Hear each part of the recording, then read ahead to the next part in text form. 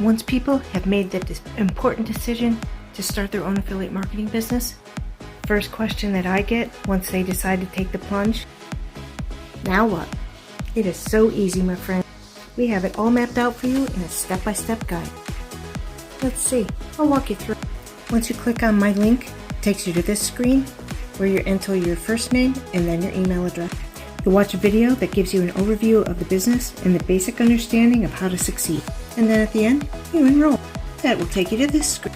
You'll watch this video that welcomes you and gives you an overview of what comes next. Here's where you join our incredible Facebook group. From there, you head to step 2. This is where you set up any additional income streams if you want. Only if you want to position yourself for more commissions. Then we'll go to step 3. This is where you set up your e-wallet. This is how you'll get paid for each of your sales every Friday. Then we go to step 4. This is a tour of your back office. It gives you an idea of what resources are at your fingertips and our incredible trainings that we offer for you. That's it. You're all set for your business. You are now ready to start promoting and, more importantly, to start earning. It could not be easier to start your own business. You just have to follow those 4 easy steps between you and that extra money that you've been wanting. You know, the extra money that we all need now.